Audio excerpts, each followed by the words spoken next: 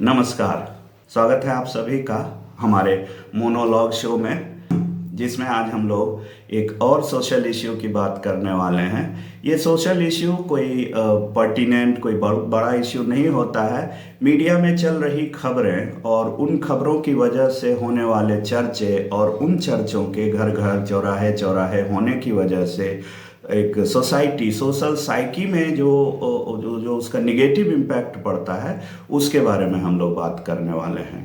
Video को बिना ज़्यादा लंबा किए हुए मैं सीधे मुद्दे की बात पे आ जाता हूँ कि अभी एक खबर चल रही थी पिछले कुछ हफ्तों से, एक या उससे थोड़े दिन ज़्यादा से, हफ्ते दो हफ्तों के बीच से।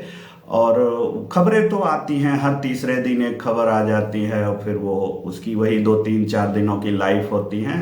थोड़ा सा र्यूमर, थोड़ा सा वो क्रिएट कर दिया बस, और फिर गायब, नई खबर उसकी जगह लेने को तैयार होती है।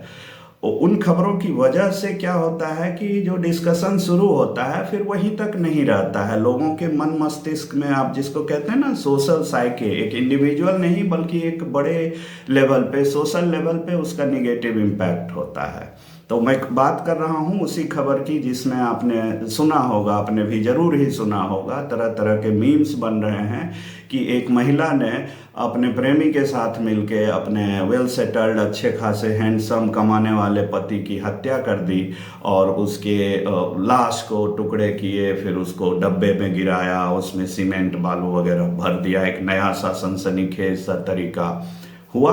कहानी आई गई, आती जाती रहती है। कई सारी कहानियां आपने पहले भी सुनी होंगी। और आप याद करें, आप अगर अगर उस एज के हैं, मेरे एज ग्रुप या मेरे सीनियर, तो आपने वो ज़माना ज़रूर देखा होगा जब ये सनसनीखेज खबरें आपकी जानकारी में तभी आती थी जब उसमें कोई पॉलिटिकल लीडर इन्वॉल्व होता था तब, या फिर इन तरह की खबरों को जगह मिलती थी वो रोड साइड बिकने वाले रेलवे स्टेशन पे। वो कुछ मैगजीन्स होते थे जिसमें यूपी के किसी शहर का नाम लेके महाराष्ट्र, हरियाणा का कोई एक कहानी उठा के उसको दिया जाता था और पढ़ने वाले इंटरेस्ट लेके उसको पढ़ते थे।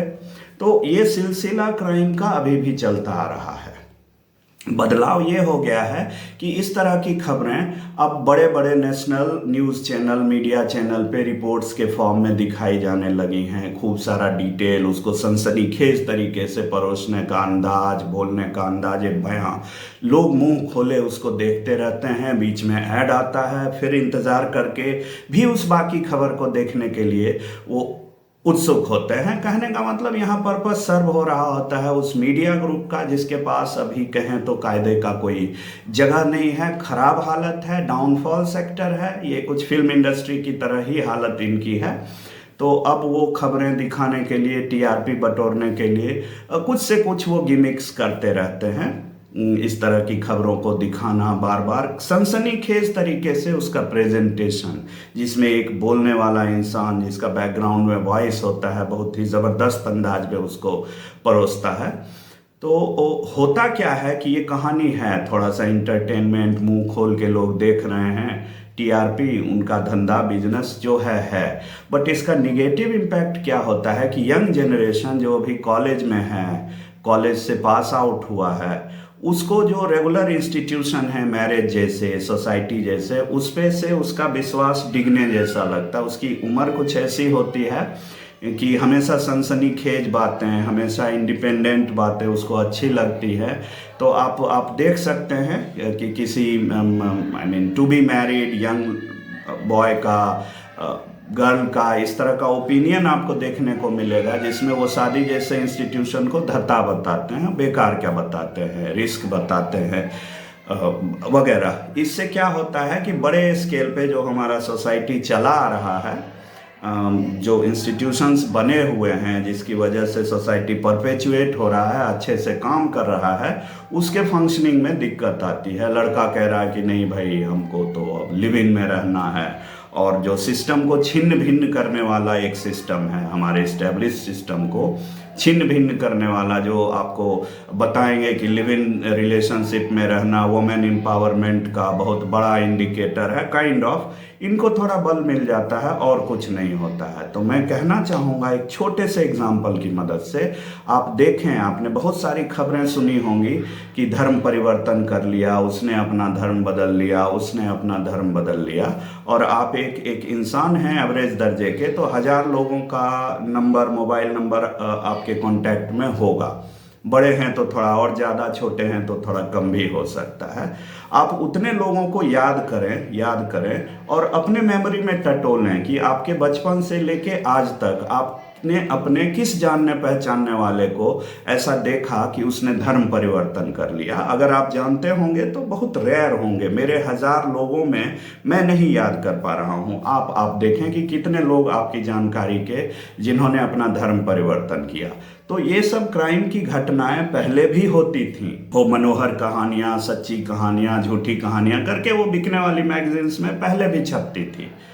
और फिर ज़माना आ गया न्यूज़ चैनल को तो अब खबर मिलती नहीं है, क्रिटिसाइज़ करने का दम रहा नहीं है गवर्नमेंट में, उनको खबरें मिलती नहीं हैं। फंड, गवर्नमेंट के खिलाफ कोई न्यूज़ बनाएंगे तो उनको फंड मिलना बंद हो जाएगा, तो आखिर टीआरपी बनाएं कहाँ से। तो इस तरह के वो तौर तरीके तिकड़म अपनाते रहते हैं। आप इनके झांसे में नहीं आए।